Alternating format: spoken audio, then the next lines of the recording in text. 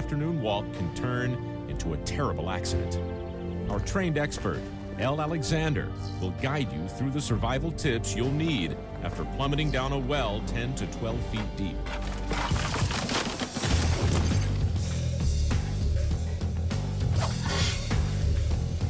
God.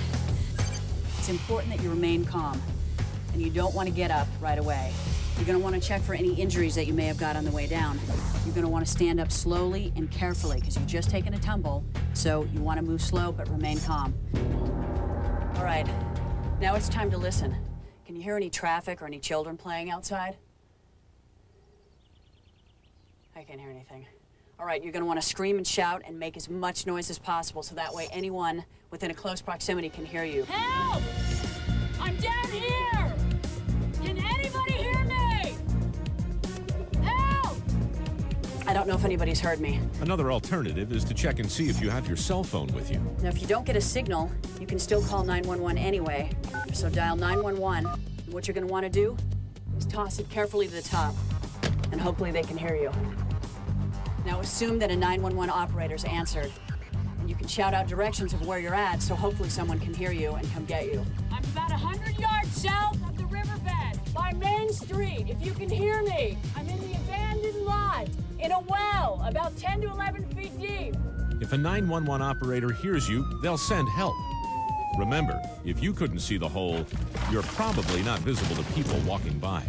It's likely that somebody knows you're out and you'll be missed soon. Now think about what you have that can create a distress signal. Lighting a smoke signal may seem like a good way to attract attention, but don't do it. The well could be contaminated with explosive gases, making an open flame a potential explosion. Now this sweatshirt's brightly colored. You can toss it out, and hopefully somebody can see it. You want to tie it up tight so you make sure it gets out of the well.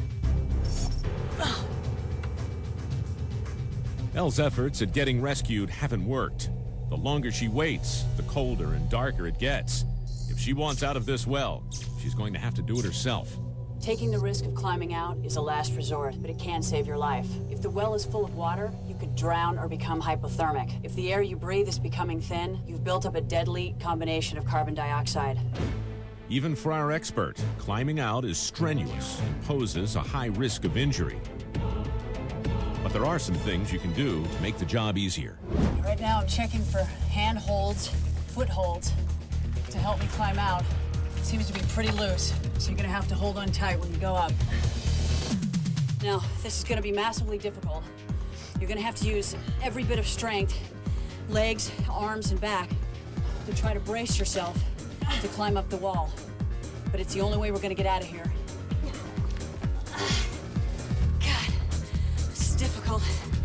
When you get too tired, stop and rest. As soon as you have a breath, start your ascent. But make sure you're rested and ready to go back up to the top.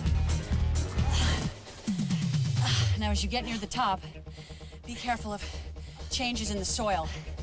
And watch out for rusty nails and some broken wood. As you approach the exit, try to get yourself out and to the top. Elle stops to catch a much-needed breath. Escaping from a 10-foot well is back-breaking work.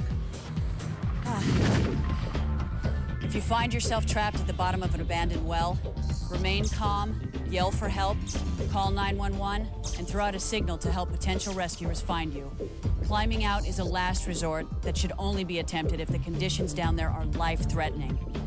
Follow these steps, and you can avoid this worst-case scenario.